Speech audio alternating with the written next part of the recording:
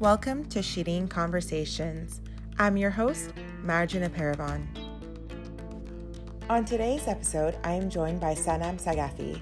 At 28 years old, she is an attorney and the owner of Boost, a small but incredible business made famous on TikTok. So a little fun fact before we actually begin the questions. I actually started following Sanam on TikTok. I was first drawn in with the videos. She's very proud of her culture and everything that she does. We actually started talking because she did this like fun little video with the Shade Tune app. And she like displayed all of these like very attractive men, I'm just saying. And I commented back, not thinking she'd see it. And I said to her, I was like, I hope I don't get played right now if I download this. And her response to me was so sweet that I was like, wait, are we friends right now? And we immediately started following each other on social media. And here we are today. So I'm so excited to have you on Shooting Conversations. Thank you for taking the time. Thank you so much. I'm so happy to be here, honestly. And that TikTok is so funny that we did meet on the one Seriously. TikTok I was doing for as an ad. I just think that's so funny that It's the one that so we meet on funny. is that. I know. I Yeah. like literally on the YouTube version of this, I have to definitely display the conversation because I was taken back of how sweet you were, and you don't come across that very often. So I knew immediately right off the bat that we were going to be friends, and so here we are. And learning so much about you the past like few weeks, like being your official friend on social media, I can't believe of everything that you've already accomplished. I mean, you're not even 30 years old yet, and you are an attorney, which I think is so amazing. What was the sign for you that this was the career that you wanted to get into? Yeah, so that's actually just the funniest story ever. When I was in undergrad, so I actually went through school pretty quickly. I graduated undergrad when I was 20. And when I was done with that, my major was English and pre-med as well. So, kind of had two routes to pick. I could go to medicine or I could go to law, basically, essentially. Absent, I could also go be a professor or something, but those were the real two Iranian driven, career paths. And I chose law and just to try it out. I was like, I'll just take the LSAT. I'll do all that. I wasn't really swayed by either side, so I thought I'd try it out. Law happened to be first. And I took the LSATs, I applied, and I ended up getting into a ton of schools just with the full ride scholarship. And at that point, I was like, okay, like, let's just take the leap. Let's just try it out. It's a full ride anyway, so let's just do it. Which I did, and I ended up sticking to it. And that's kind of how the path was for me into law school. I wish I had a more like romantic story of how I was just like enamored by law and like I knew it in my bones from when I was young, that's something I wanted to do. But it actually wasn't like that. It actually was something that I kind of fell into, and it just happened to work out in that way. So, I um, love that. yeah, it's kind of a fun story. It is. It actually is. I mean, you said it's not like the romantic story, but I feel like movies are what make it romantic. Like it's not about that. Even if you're like driven towards a specific career growing up and you like pivot to something else, it's just the way life is and what path you've taken. And I think it's so interesting because I always feel like I can be an attorney in the weird way because I watch like Law and Order SVU all the time and I try to guess what they're gonna do or like exactly what's going to Yeah. happen all the time. So I applaud you for that. I think that's an incredible accomplishment before you're 30 years old to have that. And even if it's not something that you're going to stick to, you're doing it. So I think No. that's incredible. Thank you so much. Yeah, I mean, I think when you go into law school, or at least when you're thinking about it before, you're like, oh my gosh, like Legally Blonde was definitely a big one for me that I was like, oh, this is probably how it's going to be, not exactly like that, but if she can do it, why can't I? Absolutely. Disclaimer, it is not like that. It is so different from, Law and Order, Legally Blonde, all of those movies. It's just not like that. It's not as glamorous, but you're learning, and I think that is the goal here. As long as you're learning, you're living and you're doing well. So, but yeah, it's definitely kind of. But I guess it's the same for medicine too. When you go into medicine and you're thinking it's going to be like Grey's Anatomy or something, right? Or at least maybe I'm Mhm. not in medicine, so I still think it's like that. So maybe that's how they think Maybe it it is is. like that. Yeah. It's all Right? romantic, Yeah. like the show. Yeah. If it is, I picked the wrong career I because it's so much more fun.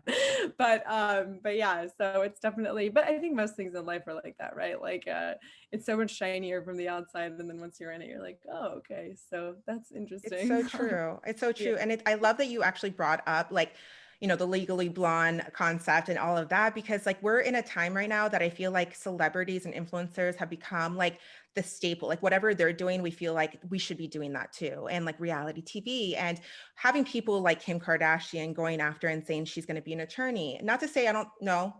I mean, whatever she becomes, and she becomes an attorney and she's terrific, that's great. But what does that feel for you in terms of someone who's gone through the background education, the testing, all of that, and have someone like Kim Kardashian say, I'm going to do this tomorrow, like pick it up? Yeah, that's a great question. It's such a like interesting topic, which I think there's a lot of kind of differing opinions on, at least in the legal field. I mean, for me, to be honest, maybe it's like the unpopular opinion. I don't know. But I mean, I think it's great. I think it's great that she's doing that, especially because of her position in society. Like, whether we like it or not, she has a platform that is way up there, and then she can reach a lot of people. And it seems like so far she's using that power for good, as far as I've seen, especially if she's going to go into law and help in that way. I think that that is really amazing. Obviously, it is a little kind of like, I mean, it kind of has made law seem a little bit more sexy in a way, if you think about it, that that if there's somebody who is in the public eye like this and has so much other stuff going on and is choosing to take this path, it kind of does kind of, I think, hype up the field a little bit, and a lot, maybe more people are thinking about it. I definitely did, random fact, get a lot of questions and DMs from people who were thinking about going into law school after she announced that she was going. People started DMing me and being like, hey, you're in law school. I think at the time I was in law school, or I had just graduated. And they would DM me and ask me questions like, oh, is it like this? Or Kim Kardashian is doing it and stuff. And I'm like, wait, she's not in law school. She's doing it completely different. Which from my understanding is she's actually working with attorneys for, I think it's like a 4-year period. And you do have to take the bar exam, but it's kind of like an apprenticeship.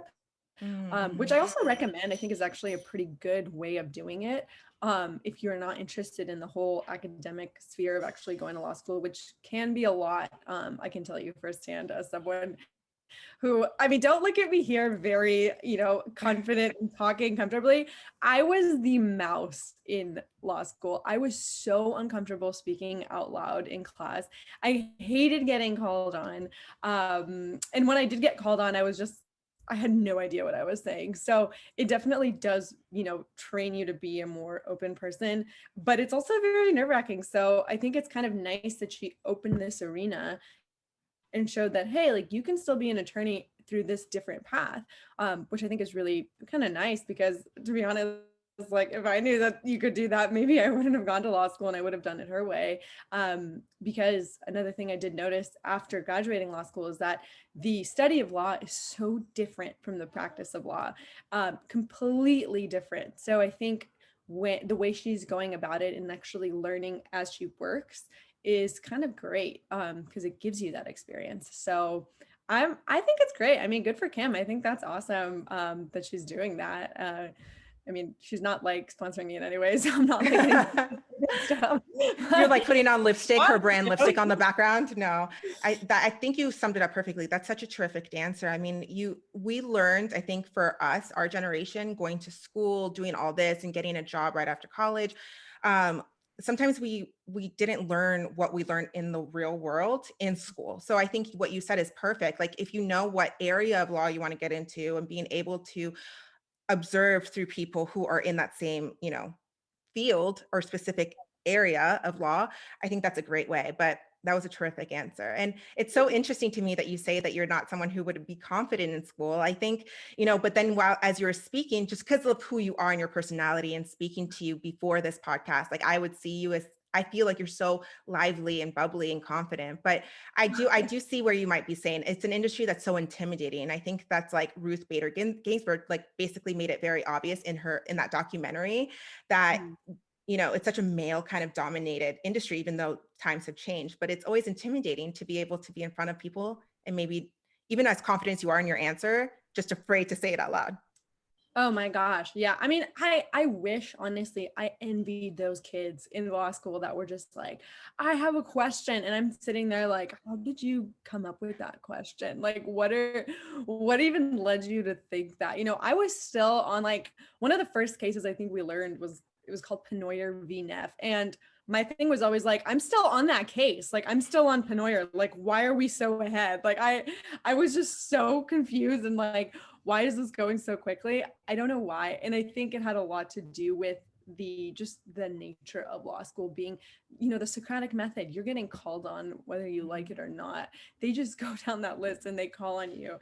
And I mean, here I was thinking like, oh good, finally, like my weird name is gonna come in handy. No teacher is gonna endeavor to like read that name. And in almost every class, I was one of the first few kids that got called on first. And I'm thinking like, what the heck? Like this name is so hard. Like pick his name, Jack or Jill or whatever. Like, why are you going for Sanam? And you just go through it. I think for a lot of people, they broke out of that fear and the discomfort of getting called on. Unfortunately for me, it kind of stuck around throughout all 3 years. But I am what I am. So that luckily stayed in law school, and I was able to kind of regain my speaking confidence There outside you of that. go, right? It's like, don't judge me with who you saw in class. That's not who I am. Just wait till you see me in a courtroom or out, like in the real world. Totally. Yeah, it's very different. And I think there's also the thing about when you're in law school and there's professors and you're getting graded, there's so much more stress, at least for, I'm sure a lot of Iranian American like people can relate to that. Just growing up with that feeling of like, we need to impress. Like The there is, pressure. oh yeah, starting from like playing piano for like relatives when they came over, doing that, and then just kind of growing up with that. I think that that's definitely been something that I took with me into law school. And exactly like you're saying, that pressure of, just not messing up. And but eventually getting to the point that like you're gonna mess up and it's okay. That is a part of it. And it's actually good if you do, I think. Yeah. It's like you're human. Of course it is. It's like you're going to As make little mistakes. as You're we not like to perfect. admit. Yeah. It's so true. And how has the industry changed now with COVID? I mean, things are virtual. I mean, I'm sure you saw that viral video of the attorney who was like with a filter on Zoom as a cat. I don't know if you saw that. I, I love him. I I love don't it. know why he had to tell us like he's not a cat. I think we all knew that. But how has the environment been? I mean, did you graduate right before COVID happened, like in the midst of it, or were you just now accustomed to this new world? Yeah, so I graduated before COVID actually. I had to take a leave of absence because I had some family emergencies going on before, taking the bar and stuff. So once I was able to finally take the bar and pass and do all that stuff, it was kind of right before COVID had hit. But what I have noticed with COVID is that obviously the courts have been completely affected, which is just in my opinion, the courts are already like the hottest mess ever. So it has really not helped having this going on.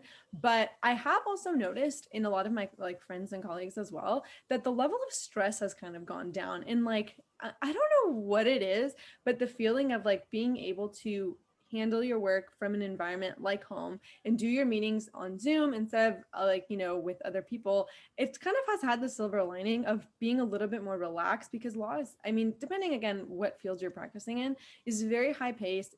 Is very, there's a lot of deadlines you're working with and stuff. And a lot of people I've talked to, although it was like initially kind of hard to break into and kind of get comfortable with it, it's actually been not bad. And it's actually been kind of unique in that way because I think we've discovered that as lawyers, we don't need to work in an office. You know what I mean? Besides going to court, we're not like doctors in that way that we have all these tools and stuff we need, to do our job. And that's kind of nice. And I think that it's definitely probably good for morale. I think a lot of people, especially the ones that I know, spending more time with their families. That's wonderful. So it's been hard, but has, and in my opinion, definitely benefited. And also, I mean, like we get cute cat guy like on Zoom's like little videos, which True. like honestly made my day. So I think that It that's definitely did. I think that video is going to be bookmarked, and every time I'm having a bad day, just look back at that. But I think you're right. I mean, it's kind of like being a singer. Like going on stage is so overwhelming, but you can literally be in your room and sing to the top of your like lungs and just be like great. yeah. But being in your own environment, being your own space brings that level of comfort. So you Oh, hit it totally. perfectly. I think so. I totally think so. I mean, I've liked it. I love working from home, to be honest. I just think I'm more productive that way. I don't know what it is for whatever reason. I think that's the opposite. Again, people I think usually think they're more productive in an office, but I find I'm better working at home and I'm able to do other things, which one of them was starting my small business just on the side of doing my regular work. So I've actually been okay with it. I think there's a lot of other scary stuff going on. So that's not something that I'm like here to complain about. Honestly, I think I'm okay with the working from home. Definitely. And I love that you brought up your small business because I definitely want to touch on that. But before we do, is there anything that you could share with anyone who is contemplating going to this route in their career? Yeah. Huh. So I think that there's always going to be a critic in your life that thinks that they know your duty better than you know your own. And I think that being Iranian and just, maybe even just Middle Eastern, I think in a lot of different cultures from that side of the world, maybe others, there's a lot of pressure in that way to be somebody. But I think when you really face that just wall of doing something that maybe you don't want to do and you get past it, it's just so much better. It's scary, of course, it's uncomfortable, but it's really important because for something like law, at least, and this, like, to be honest, law compared to like medicine is so much on the lower side of amount of time. Law school is 3 years, right? You can go into it with any major. You just have to take the LSAT and get a pretty good score or whatever, and sometimes not even a good score, and you'll get into a law school. And then you take the bar exam. It's not that much of a commitment when you think about it, maybe 4 years total. Medical school is very long. That is going to be a very long commitment. And although law school's commitment is shorter, it's still really important to think about it because of the fact that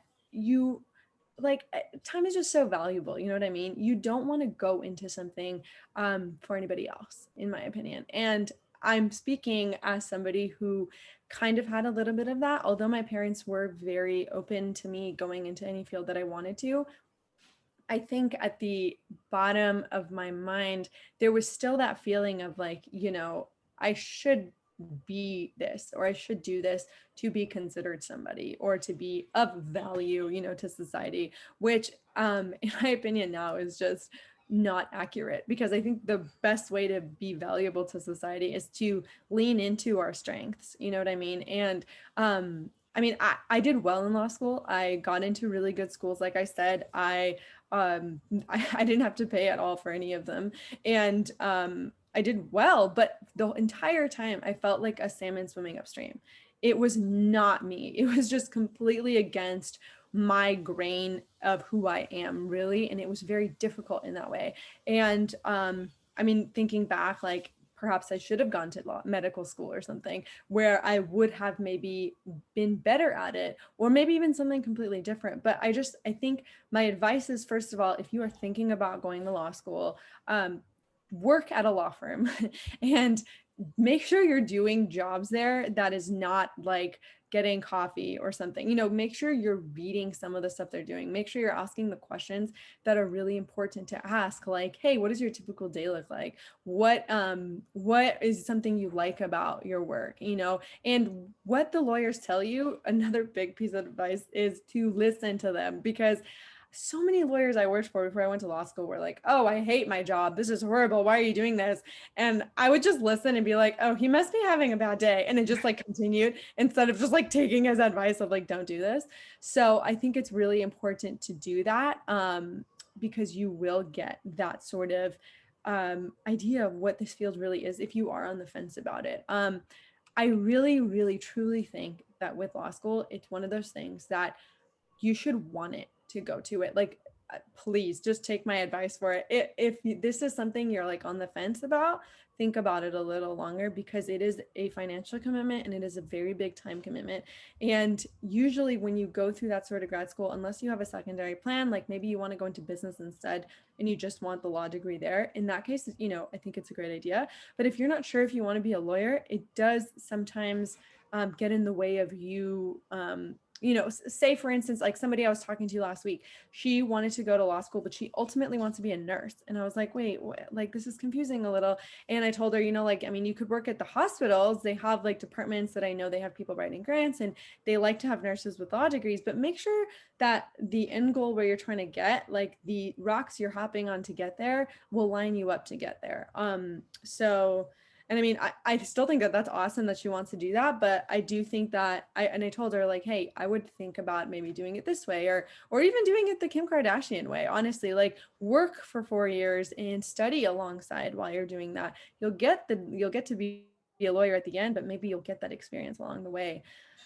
So that, and then to those people who are sure that they want to go to law school, like oh my God, like I am a fan of you, like that's awesome. I'm so happy for you. And I think you're gonna be great and prepare yourself. Definitely. Law school has a very funny way of humbling you. At least mine I'm did. sure. So yeah, which is good. It's not bad, but you definitely get that experience of oh, I'm I'm not that good, which is good, it's good for growth. So but that would probably be my advice. And also, if anybody does have questions, I mean, I'm always open to DMs and stuff. I'm answering questions left and right, especially from TikTok, people asking me about law, which is funny because I very rarely post about being a Yeah. lawyer on TikTok. It's not really something I do. But a lot of people have been asking me questions about going to law school or like how I liked it or if I had any advice and stuff. So I definitely have like so much advice, so many things I can share with. And I mean, there's been a lot, especially in California, there's been tons of changes with the bar exam recently. So it might be actually an opportune time to do that, in my opinion. Because I think the bar exam I took was the last, like, it was so hard. The bar exam I took had like a 23% passage rate. It was insanely low. Yeah. So they have since amended it. So it's easier to pass now, which is great news for anybody who is interested in going in that field. So No, that's such terrific advice. And again, I want to make sure that everyone who's listening does take you up on that offer to ask you these questions. Because, like you said, it's not just like cultural pressure, societal pressure of what makes the dollar sign. What should I do even if I'm not happy with it? Oh, this might make more money. This is why I'm doing it. So that's such great advice to give to the people who are unsure and that don't know what path they're going to take. right. With what you said earlier, your small business during COVID is time that you actually grew into it. And I really want to talk about that. Your online business is called Boost, which I think Yeah. is so cute. Thank For you. those that don't know, Kiss, like I think that's really catchy. And it specializes in unique evil eye pieces. And I remember the first time I actually found you on TikTok before the Shaytun app conversation that we're having back and forth was the trend was when people think that I make evil eye jewelry, this is what it is. And you like plugged in like these cheesy pieces that you find like on the street corner if you're in a different country. But your pieces are so different, so unique. Like you take such a modern twist to them. What was it about the evil eye or this business specifically that really drew you into specializing in that? Yeah, so I grew up with the evil eye. That was everywhere. If someone Yeah. hit their head on the wall, if you got a splinter, if something didn't go your way, like someone gave you the evil Yeah, eye. I'm wearing a bracelet right now. Always wear a Yeah, bracelet. It it needs to be amended immediately. And that was just something I grew up with. I always also just thought it was very beautiful. The blue, the white, I just always really loved it. And just growing up, it happened to be a gift that I got a lot of. And over time, I just really just always loved it. I always sort of got comfort from it.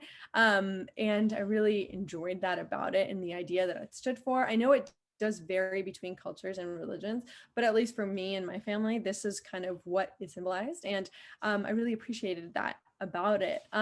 With that being said, although I love the evil eye, I was never able to find pieces that I wanted to wear because I found that the stuff was so in general, the jewelry I like to wear is fairly delicate, light. I don't like heavy stuff. I feel like I can't breathe when I have too much on. So, but most of the evil eye stuff was very big or gaudy or chunky.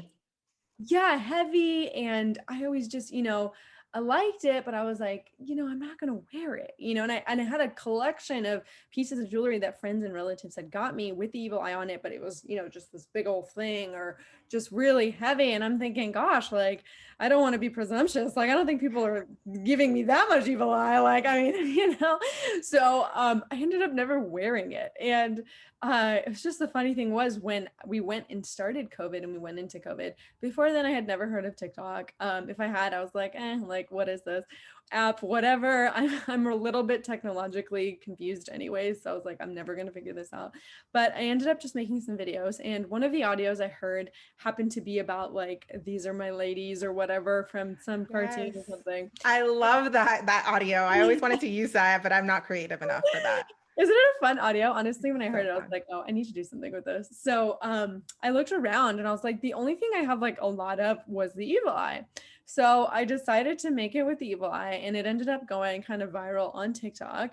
And off of that, a lot of people were asking, hey, where did you get this? Hey, where did you get that? And a lot of the things I used were stuff that I had painted myself or made or whatever in the past. And I was just kind of flattered. And I was like, oh, people like it. That's nice, whatever. And then it started kind of like, it was an incredible amount of support from that video, flew into people begging me to make them stuff. So I was like, okay, I can do this, I guess. And I thought about it and I was like, I'm working from home anyways, let's just try it out.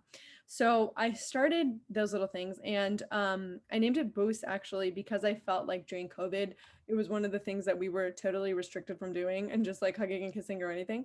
So I was like, hey, like, let's call it Boost. That's something that's a little like twist of irony, in there. And let's just do that, and it's easy and good, and let's go for it.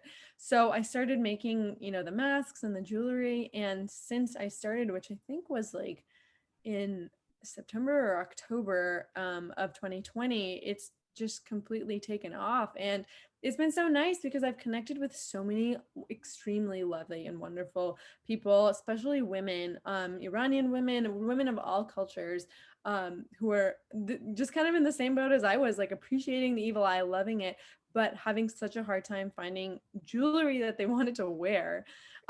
So So true. right? Like, who knew? I never thought, I thought it was just me being picky or something. But it did, and it took off, and that video was so much fun to make. I feel like I offended some people by like the beginning, but I was like, it's just supposed to be part of the video.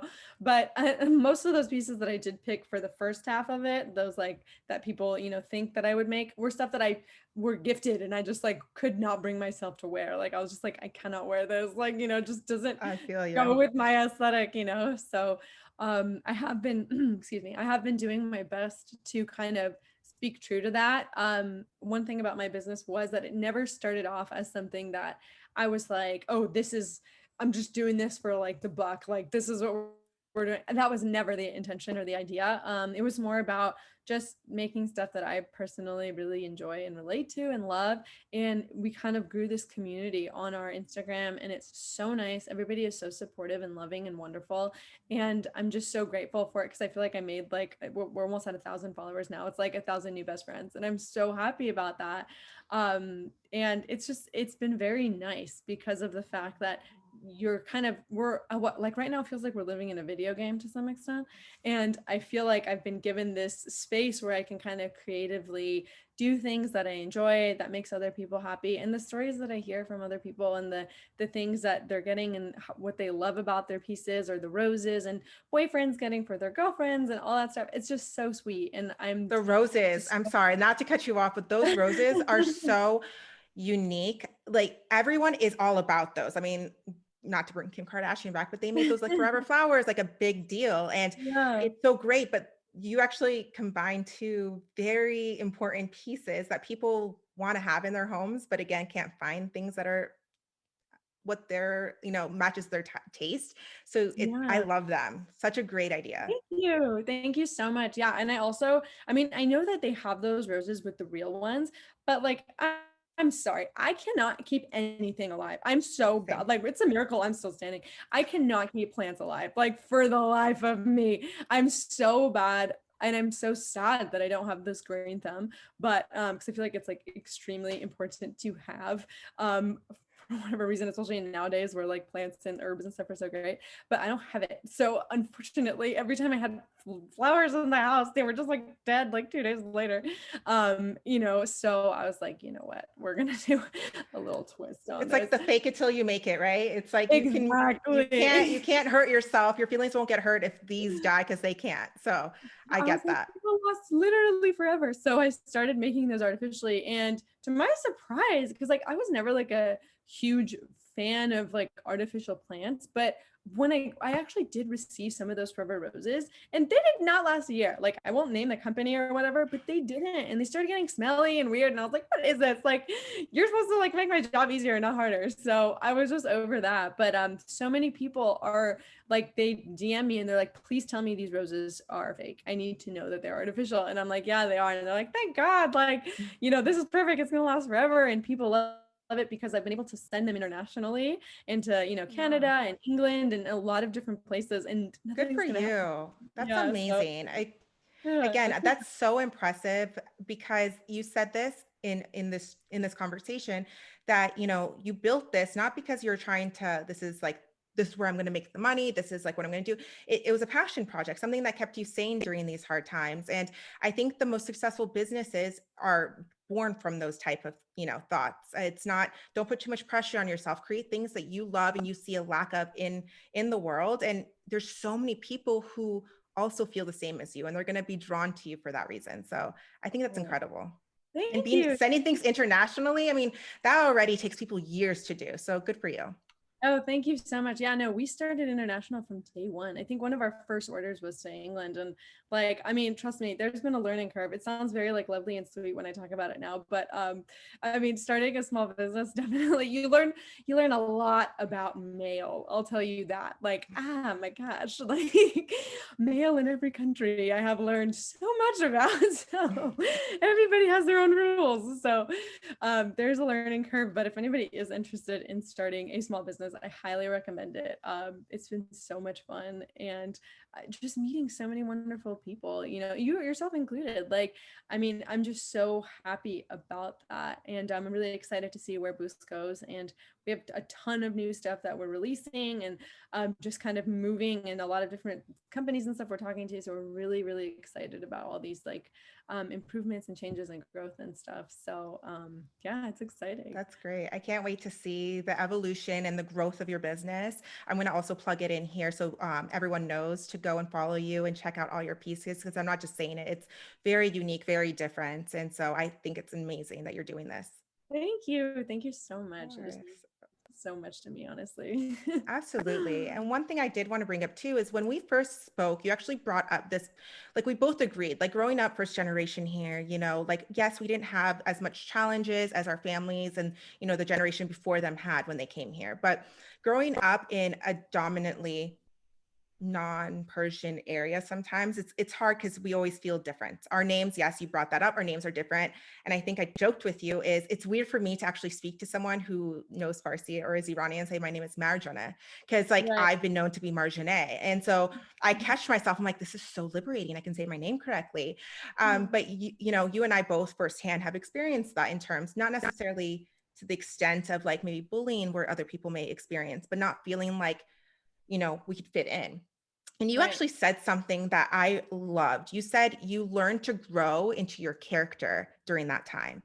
Can you Mhm. explain to my audience what you meant by that? Because that really like stood out to me when you said it to me. Yeah, so I think one thing that was, as if it wasn't already hard enough growing up in the 90s and the 2000s as an Iranian American who definitely did not look like a lot of other people she was going to school with. My parents brought it upon us to move around constantly. So I went to two different elementary schools, two different middle schools, two different high schools, like you name it. I was just constantly moving around, which made it very difficult to, make friends, but also gave you a lot of opportunities to do so, which I thought was interesting. But the thing was about that kind of lifestyle, and I think it proves true even if you don't move around as much as we did. When you're kind of in this position of liminality, when you're that person who doesn't necessarily look like the other people you go to school with, definitely doesn't have the same name as any of them or last name, or even close. Like my name was never, I know we all had stories of that girl that's like Nicole F, Nicole R. Like there was only one Sanam, like in the whole school. There was no like other Sanam that we had to differentiate with, like, the last name initial or whatever. So you kind of really, at least for me, moving around, I realized, okay, you can either blend in with every environment you move into, which could be an enormous amount, or you can really just kind of grow into yourself and really become who you are and realize that how you look is so superficial and unimportant. And I think that that was really something that I did grow up with.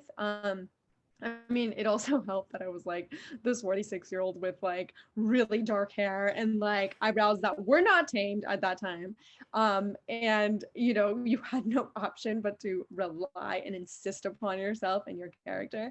And I'm grateful for that. I really am, because I think you kind of, at times where things get difficult, you can really tap into that place of yourself and insist upon yourself again and again and again, because you had that practice doing it very young. And I've seen that in so many different places in my life. In law school, I was also a competitive ballroom dancer.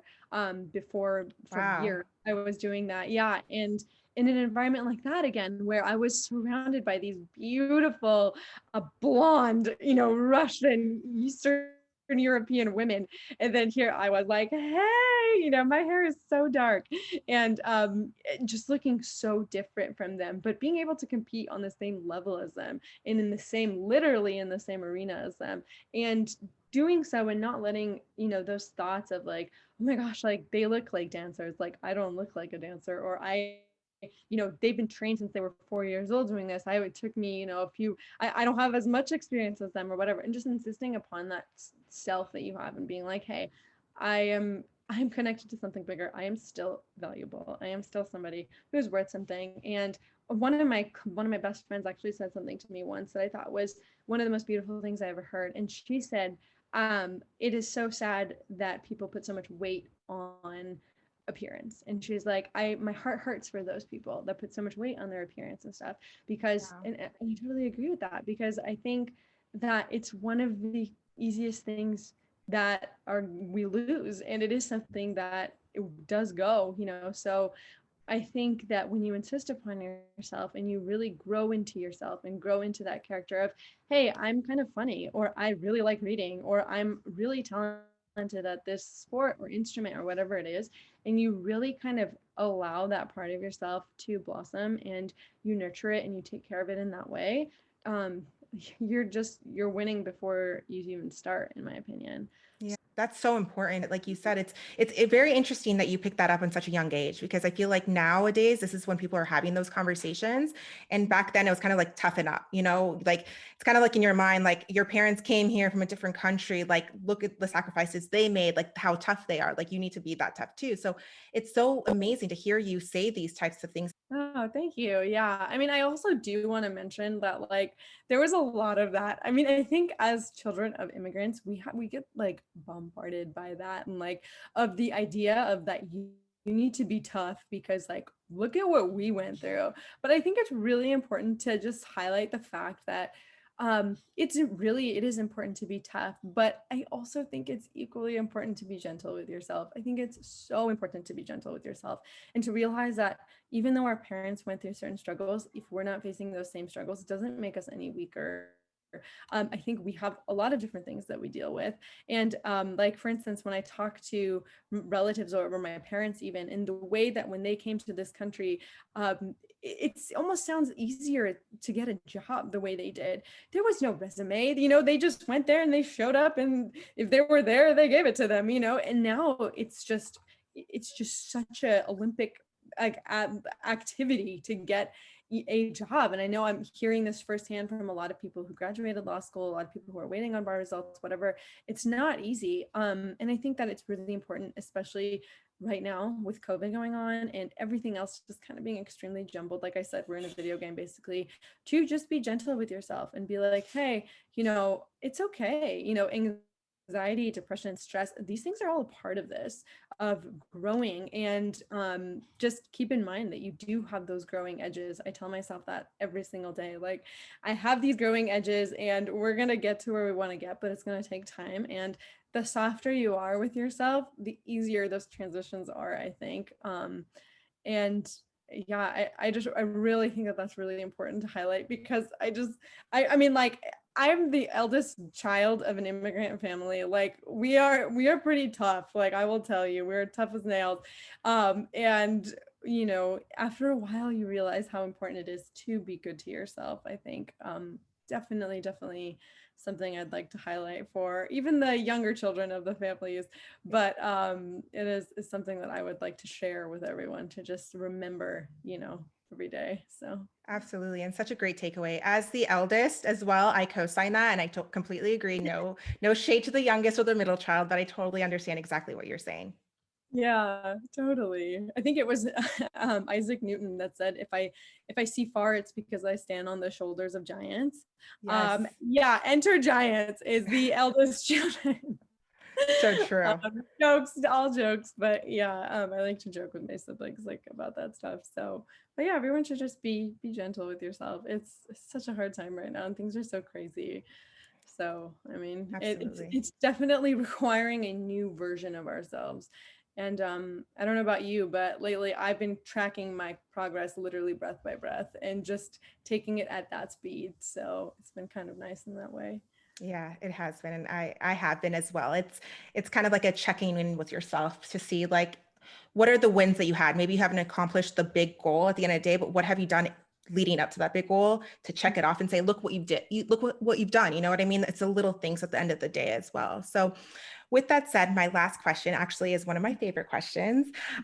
When you and I actually spoke, all of these different fun facts that you're bringing up in this conversation are so interesting to me because it wasn't brought up when we spoke on the phone before this recording. But you were talking about your late grandfather, and now listening to you, knowing like your background and an artistic background that you have obviously had to have been inherited by him.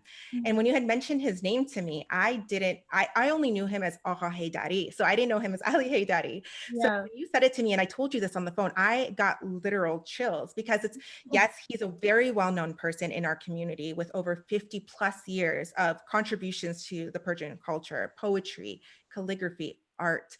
But I personally, it hit me differently just because he was a very important person on a personal level to my family. So Yeah. I think it's so incredible to have such a powerful figure in your life on a personal level. Is there anything that he has told you growing up that really has, I'm sure this is probably a hard thing to say because he's so poetic.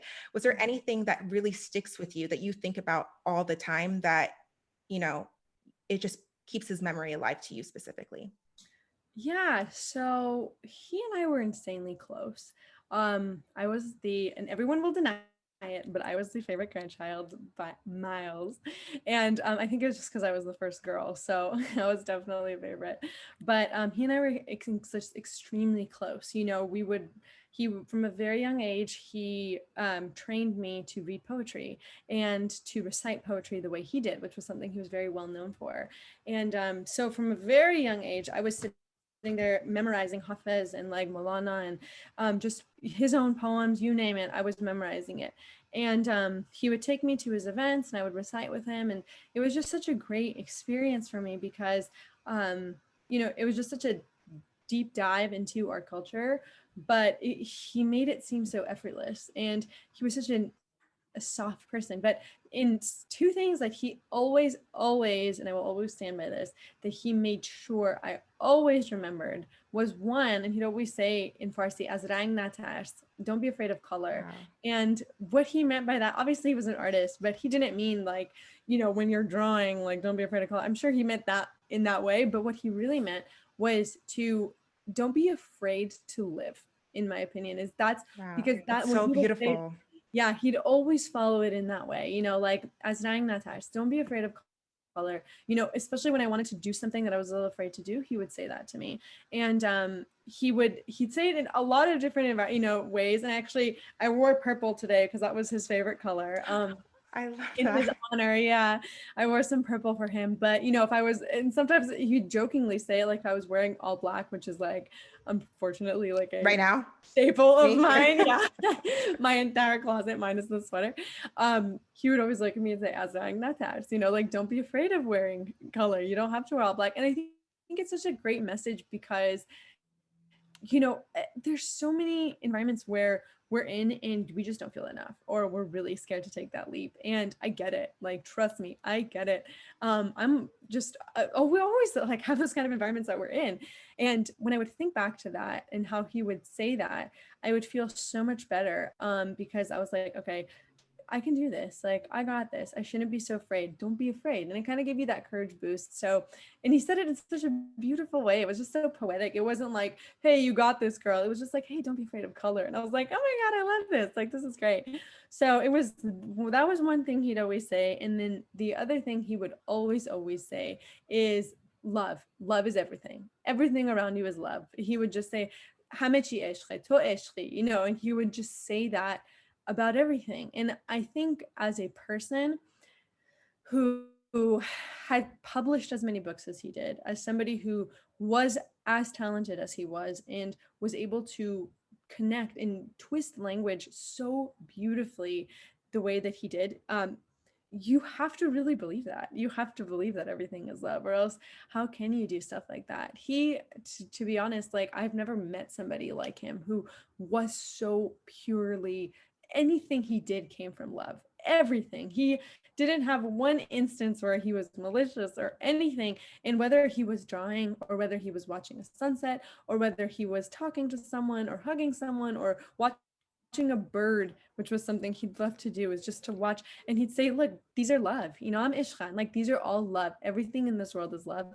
And I always just thought that was so beautiful. And I don't know. I think nowadays we just have so many, so you have like a necklace or bracelet that says love on it. And, like with Valentine's Day coming up, yeah, everything is love. But I think if we really take that step and implement that into our lives and really do everything from that place, it makes everything so much more valuable. Because I think when you get to the end of your life, the things that are really important are those little mundane things, those small things, those things that, I'm sure you remember the big stuff, but you definitely remember the little stuff too. And I think when you do things from a place of love, the way that he was always preaching for us to do, it just gives so much value to that thing. And and he always had this feeling that everything kind of has life to it. And when you're respecting things, you're showing them that love, it is returned to you.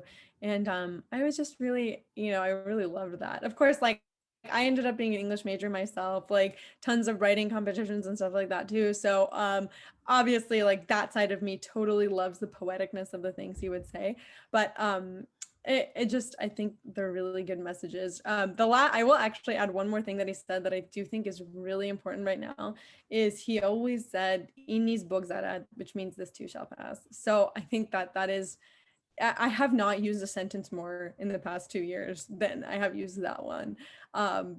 So stands true constantly. So a good reminder that things do get better, and this too shall pass, I think. So those are some of the little tidbits of positivity I got from him, and I was lucky enough to have growing up with him. Yeah, no, and I love all of those. I mean, like you said, I mean, he was your grandfather. In the very limited times that I've been in his presence, you're absolutely right. Like, he could have literally just been saying a sentence and it sounded so poetic, and you felt like there was a light around him. So I'm sure he's so, like, looking down on you and very proud of you and everything that you've accomplished. I hope so. Yeah, I definitely do hope so. So I try to honor him in little ways all the time, but we do miss him terribly. So it's been a year without him, so we do miss him a lot. But it's so nice. I was just, honestly, when you brought that up, I was like, oh my God, like, you know him, because a lot of people ask and they're like, hey, what's his name? And I kind of like shyly, like, Ali, hey daddy. And sometimes they're, it sounds familiar or whatever. And you kind of had this reaction of like, oh my God, wait, oh my God. And then I wasn't even kidding. I told you I don't get emotional very often. Like, my mom's like, "Are you okay? Like, you should oh be my sad God. right now." But like, I felt the chills on my arm like when you said his name. And that's why at first I was like, "Am I hearing you correctly?" And It's so interesting. Like, I believe in signs, and I know that you and I spoke about this, and it's odd that how we connected, yes, TikTok or whatever this generation has become, meeting people virtually, but I do believe in signs. And I do feel that in some weird way, especially because it has been about to be a year, Yeah, some so much. strange way that we got connected. I know, it's so wild. I am the same page with you. I totally believe in science. He tends to throw a lot of those. He definitely did believe in that stuff. He was very fun in that way. You know, there wasn't one time that I wouldn't see him and he'd say like, follow Hafiz begiran bara. And I don't know if people have heard of follow Hafiz, but it's basically almost like, I guess you could say tarot-y, Yeah. kind of like tarot cards, but they're poems of Hafiz, and they kind of fan them out, and you pick one, and they're always about love. I mean, I don't recommend follow Hafiz if you're like, oh, does he like me? Because they're all like, yeah, he loves you, he's in love with you. So, but he'd always ask me stuff, like that. He'd always say, here, let me get fun for you or something. It's just like a fun way of doing something with him.